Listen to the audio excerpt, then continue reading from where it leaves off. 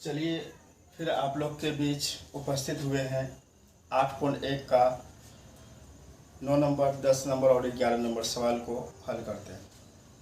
बहुत आसान तरीके से इसको सीखते हैं। ये बोर्ड पे सवाल है, 9 नंबर सवाल है और यह 8.1 का है, त्रिकोणमिति का, क्लास 10 क्लास का है। इसको सॉल्व करते हैं। तो यहाँ पे लिखा हुआ है त्रिभुज ABC में जिसका कोण 20 समकोण है। तो हमें सबसे पहले एक त्रिभुज बना लेनी है। त्रिभुज जिसका B समकोण कह रहा है, तो B को समकोण मान लेते, 90 डिग्री कोण है समकोण। तो A ऊपर चला जाएगा और C नीचे आ जाएगा। अब कह रहा है यदि tan A बराबर, सॉल्व कर रहे हैं इसको, अगर कह रहा है कि tan A बराबर 1/√3,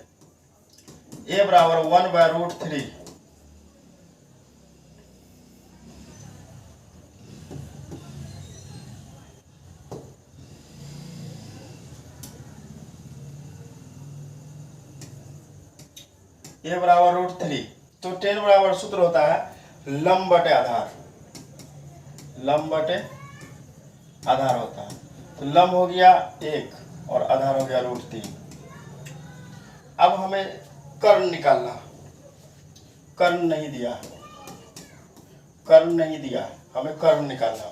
तो कर्ण निकालने के लिए सबसे पहले कर्ण बराबर सूत्र यूज करेंगे।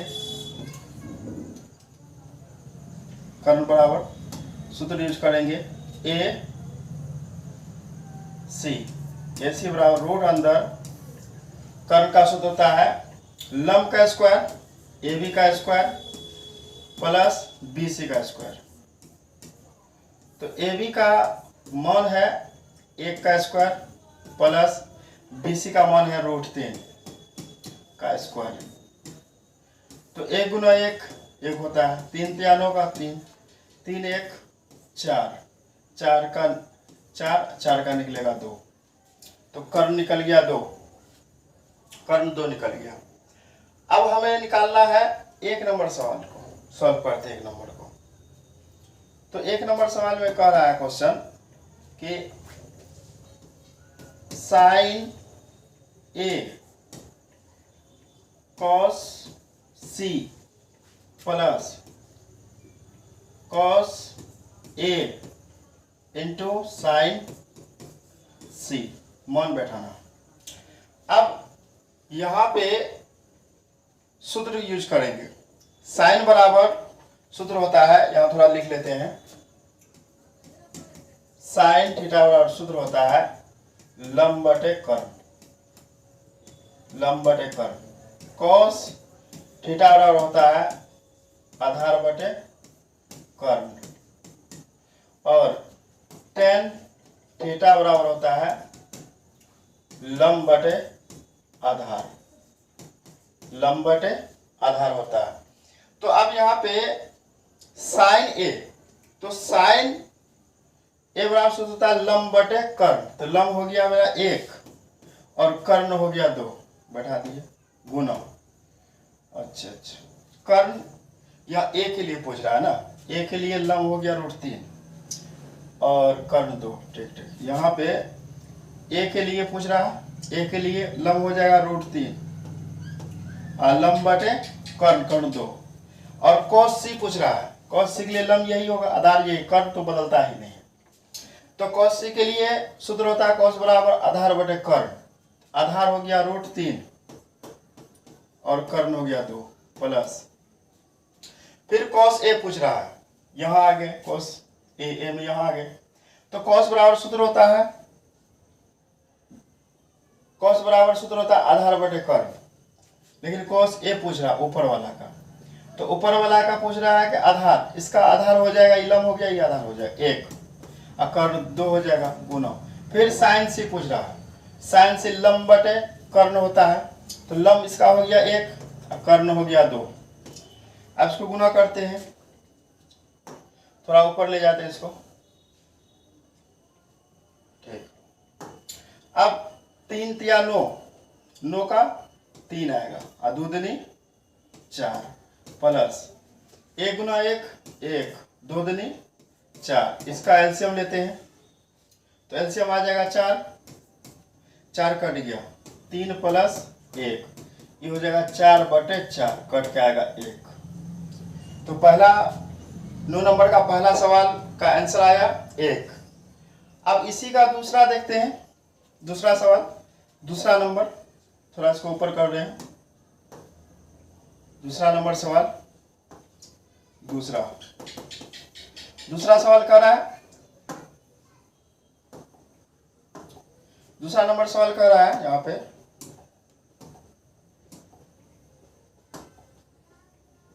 cos A cos C minus sin A और sin C। अब इसको हल करना है, थोड़ा सा इसको ऊपर ले जा रहे हैं, इसको थोड़ा ऊपर, लम आधार कर्ण दिखाई दे।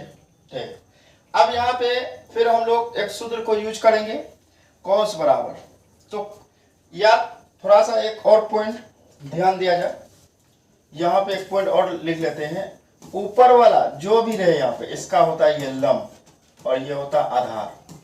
ऊपर वाला का या ए रहे, बी रहे, थीटा रहे, कुछ भी रहे, लेकिन यहाँ जो बी कुछ भी रहेगा, यहाँ का लंब यही होगा, आधार यही होगा। इसका लंब हो जाएगा ये और इसका ये आधार हो जाएगा, इसका भी आधार हो जाएगा, इसका भी ये लंब हो जाएगा, लेकिन ऊपर वाला का चेंज हो जाता है।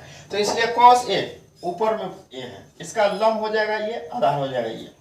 तो देखते हैं, cos बराबर सूत्र होता है आधार बटे कर्ण। तो आधार बटे कर्ण, तो आधार हो गया, इसका आधार हो गया 1 और कर्ण हो गया 2 गुना, फिर cos C यहाँ आ गए, cos बराबर आधार बटे कर्ण, आधार इसका हो गया cos C का, cos A का आधार, इसका आधार हो गया 1 और कर्ण तो 2 हो गया। फिर यह पूछ रहा है cos C का, तो cos ठीक, हाँ, तो इसका भी हो जाएगा cos C का मान आधार बटे कर्ण। तो आधार क्या हो गया C का, आधार हो गया √3 और कर्ण हो गया 2, इसको हल कर माइनस। फिर यहाँ पे साइन ए पूछ रहा है, तो साइन ए ऊपर चला गया, साइन बराबर होता है लंब बटे कर्ण, तो लंब, इसका लंब हो गया √3 और कर्ण हो गया 2। और साइन C पूछ रहा, इसका भी लंब हो गया 1 और कर्ण हो गया 2। इसको हल करते हैं, तो 1 गुना √3 हो गया, 2 दूनी 4 माइनस इधर √3, 2 दूनी 4।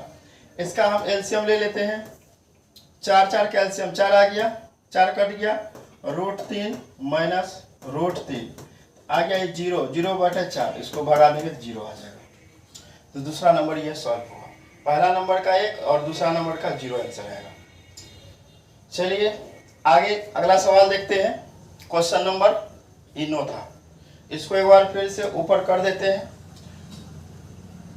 ऊपर कर रहे हैं। 8.1 का ये 9 नंबर सवाल था। अब हम आगे बढ़ रहे हैं, क्वेश्चन नंबर 10 लेते हैं। क्वेश्चन नंबर 10 देखिए, क्वेश्चन नंबर 10 पाइथागोरस पे आधारित है।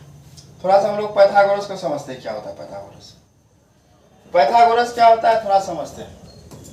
पाइथागोरस कहता है कि कर्ण का स्क्वायर, क्या कहता है कि कर्ण का स्क्वायर के बराबर लंब का स्क्वायर प्लस आधार का स्क्वायर होता है। इसका मतलब कह रहा है कि कर्ण के स्क्वायर के बराबर लंब का स्क्वायर प्लस आधार का स्क्वायर होता है, इसको कहते हैं पाइथागोरस कहते हैं इसको। तो उसी पे ही हल होगा, इसी पे। तो चलिए इसको थोड़ा सा क्लीन कर लेते हैं। चलिए सवाल के अनुसार चित्र बनाएंगे। PQR में जिसका कोण Q समकोण है, एक चित्र बना लेते हैं। चित्र, ये चित्र है, ठीक।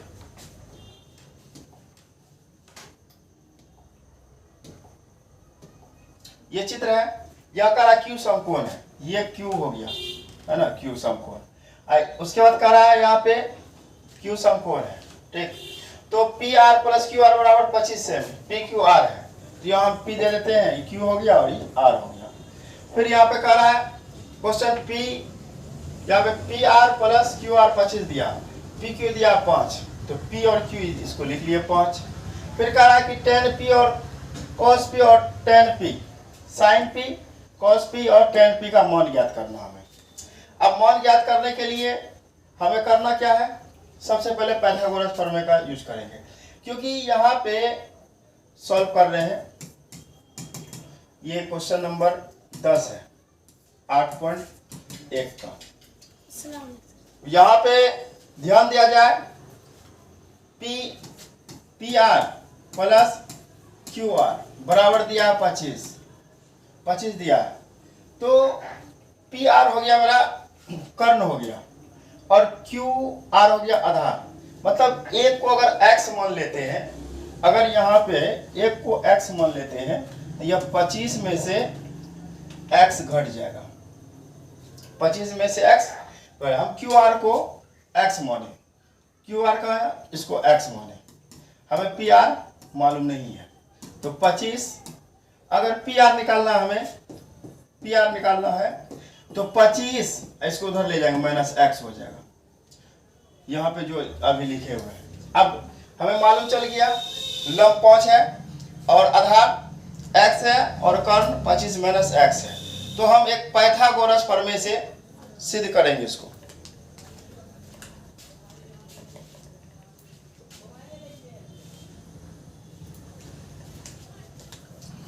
तो एक पाइथागोरस प्रमेय हम अभी पढ़े थे, कर्ण का स्क्वायर पी आर का स्क्वायर बराबर लंब का स्क्वायर पी क्यू का स्क्वायर प्लस आधार का स्क्वायर क्यू आर का स्क्वायर। तो कर्ण का स्क्वायर तो हो जाएगा 25 माइनस एक्स का स्क्वायर, अब पी क्यू है 5 का स्क्वायर प्लस क्यू आर है x, तो x का स्क्वायर। अब यहां देखें, थोड़ा सा इसको ऊपर कर रहे हैं,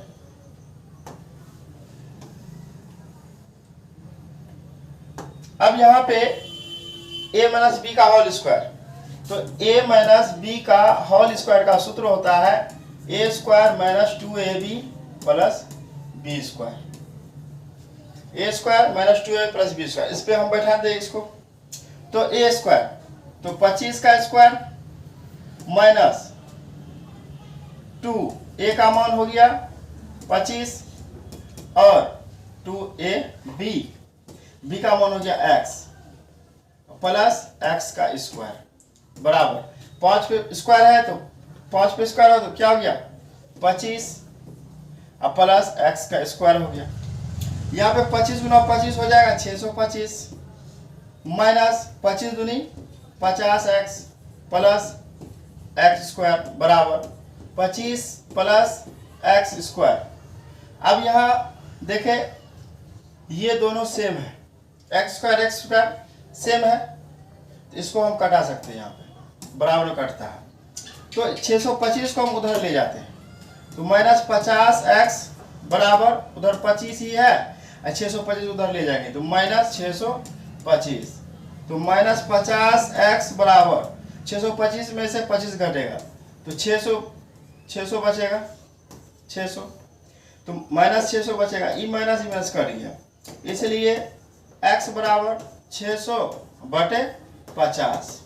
तो अब इसको भी घटाएंगे तो 0 0 कट गया और 5 से घटाएंगे, 5 का 5, 5 दूनी 10, 12 आ जाएगा। यहाँ x यहाँ पे 12 आ गया, तो यहाँ पे x का वैल्यू आ गया 12, इसका मतलब है x का वैल्यू ये आ गया 12।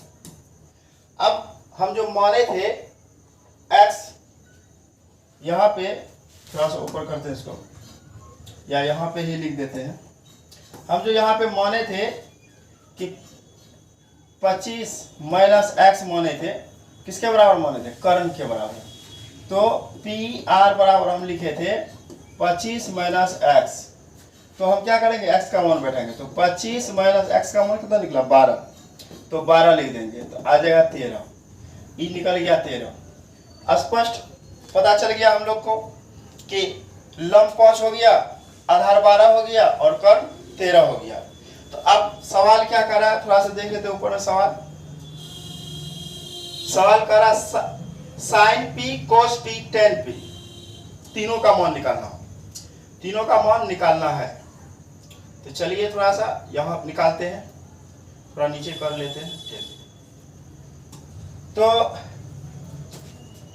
साइन पी, पी तो ऊपर चला गया, कॉस पी, उसके बाद एक है टेन पी, मतलब सब ऊपर ही चला गया पी। तो ऊपर का डायरेक्ट ये क्या हो गया? ऊपर का ये लंब हो गया, ये आधार हो गया।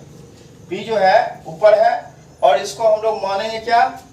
पी के लिए इसको लंब मान लेंगे और इसको आधार मान लेंगे। जो कर्ण है कर्ण ही रहेगा, नहीं बदलेगा कर्ण। तो साइन बराबर सूत्र होता है, अब जस्ट बताए थे यहाँ पे। तो साइन बराबर होता है लंब बटे कर्ण। तो लंब बटे कर्ण, तो इसका लंब हो गया 12 और कर्ण हो गया 13, निकल गया। फिर कॉस पी, कॉस बराबर सूत्र होता है कॉस बराबर आधार बटे कर्ण। तो इसका आधार हो गया 5 और कर्ण हो गया 13। फिर टेन पी, लंब बटे आधार, तो लंब हो गया 12 और आधार हो गया 5। ये 10 नंबर का आंसर है। तो एक बार और देखिए इसको ऊपर से,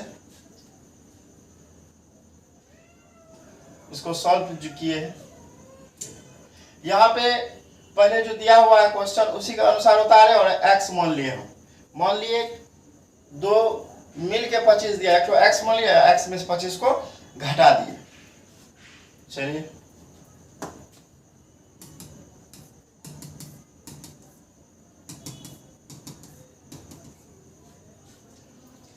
इसको और थोड़ा सा ऊपर कर देते हैं, एक बार देख लीजिए इसको भी। यहाँ पे जब 12 निकला, 12x पे मान बैठा है तो 13 निकल गया, लंबादार कर्ण निकल गया। हम साइन पी और कॉस पी और टेन पी पे बैठा दिए इसको। चलिए अब नेक्स्ट सवाल 11 नंबर देखते हैं हम लोग। 11 नंबर सवाल है, यहाँ पे कह रहा है बताइए कि निम्नलिखित कथन सत्य है या असत्य, कारण सहित उत्तर की पुष्टि कीजिए। हमें बताना है और कारण सहित उत्तर देना है ना। अब पहला सवाल है कि tan a का मान सदैव 1 से कम होता है, यह भाषा है। इसको हम भाषा के रूप में देखेंगे। tan a का मान सदैव 1 से कम होता है, इसको हम भाषा के रूप में देखते हैं। देखिए यहाँ पे थोड़ा सा ध्यान दिया, यहाँ पे tan a का मान सदैव 1 से कम होता है, ये चीज है ना असत्य है। क्या है? असत्य है। 1 से कम होता है, असत्य। तो हम जानते हैं कि tan a बराबर होता है कोण a की सम्मुख भुजा और कोण a की आधार की भुजा।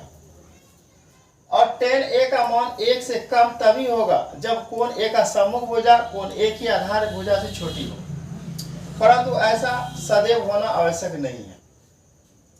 ऐसा होना आवश्यक नहीं है।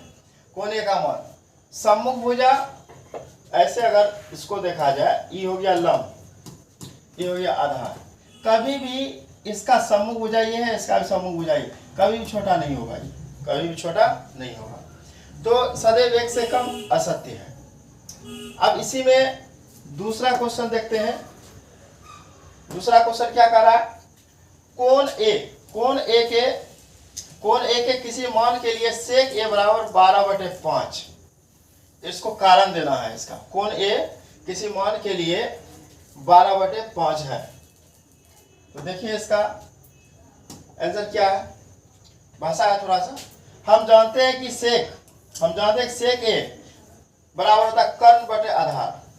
sec a बराबर होता है कर्ण बटे कोण a की आधार आधार भुजा, कोण ए की आधार भुजा।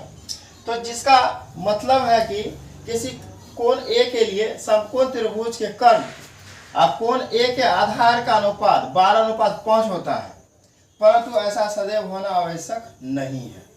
ऐसा होना अतः कथन कोण ए के लिए किसी मान के लिए सेक ए 12/5 असत्य है। कहने का मतलब है, एक चित्र से हम लोग समझते हैं इसको, 2 नंबर सवाल का एक चित्र से हम लोग समझते हैं। 2 नंबर यहाँ पे कह रहा है कि एक त्रिभुज है, कोण ए के समकोण, कोण ए को हम मान लिए समकोण, ए यहाँ आ गया समकोण पे, कर्ण तो मेरा ये रह गया कर्ण ए के आधार का अनुपात 12, कभी भी 5 कर्ण नहीं हो सकता, कभी भी 5 कर्ण। अगर 12:5 दिया है तो कर्ण को हम 12 मान सकते हैं, लेकिन 5 को कभी कर्ण नहीं मान, इसलिए क्या है, कथन असत्य है ना। इसलिए कथन क्या है, असत्य है। कभी भी कर्ण बड़ा हो सकता है ना, कभी कर्ण बड़ा, लेकिन छोटा नहीं हो सकता, कोई भी अंक से छोटा नहीं हो सकता। चलिए अगला क्वेश्चन देखते हैं इसका। 3 नंबर क्वेश्चन, cos A कोण A के है ना कांस्टेंट के लिए प्रयुक्त एक संक्षिप्त रूप है। सही बात है, संक्षिप्त रूप है, कांस्टेंट का ही रूप है cos। अब देखिए यहाँ पे इसका भाषा, यहाँ पे देखिए, यहाँ पे हम जानते हैं कि cos A कोण A के कोसेंट का संक्षिप्त रूप होता है, जबकि कोसेंट A का अर्थ होता है कोसेक A। अतः दिया हुआ कथन असत्य है। ये भी क्या हो जाएगा, असत्य हो जाएगा। अगला सवाल देखते हैं इसी का, 4 नंबर क्वेश्चन। अब यहाँ पे कह रहा है कि cot A cot और A का गुणनफल होता है। तो इसमें थोड़ा सा इसका आंसर देखने से पहले इसको थोड़ा सा हम लोग एक्सपेरिमेंट करते हैं, समझते हैं। कभी भी कोई भी संख्या, कोई भी साइन हो या cos हो या tan हो या cot हो, sec हो या cosec हो, किसी का मान यहाँ पे जब तक थीटा नहीं बैठाएंगे या a नहीं बैठाएंगे या b नहीं बैठाएंगे, कुछ अगर नहीं बैठाएंगे, इनवैलिड हो जाएगा इसका मान। तो इसलिए यहाँ पे करा कि cot A को हम क्या खलिया cot से लिख सकते हैं, नहीं लिख सकते, क्योंकि A जब तक नहीं रहेगा उसका वैल्यू ही नहीं होगा, जब तक A नहीं रहेगा उसका कोई वैल्यू ही नहीं रहेगा। तो चलिए इसका आंसर देख लेते हैं, 5 का भी देख लीजिए। किसी भी कोण थीटा के लिए sin थीटा और 4/3 है, इसका भी देख लेते हैं आंसर। भाषा है, देखिए यहाँ पे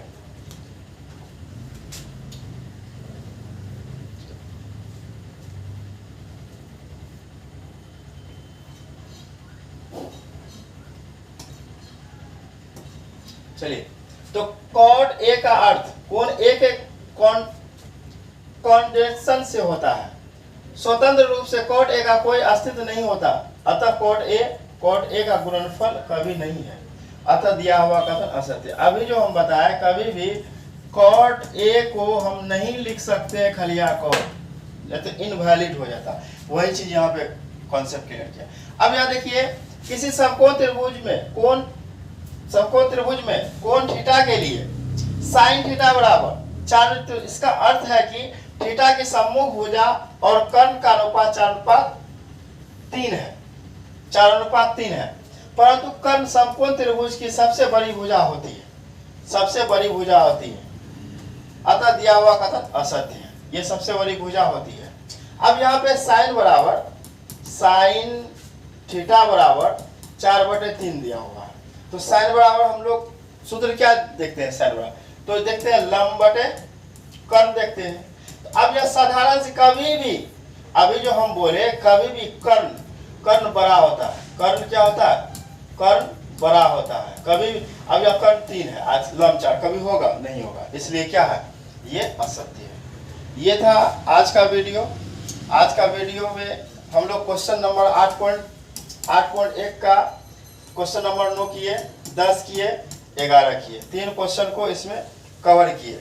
अब हम लोग थोड़ा अगले वीडियो में अगला टॉपिक लेके आएंगे और उसमें 8.2 कवर करेगा और इससे संबंधित सूत्र को समझेंगे। चलिए, थैंक यू फॉर वॉचिंग।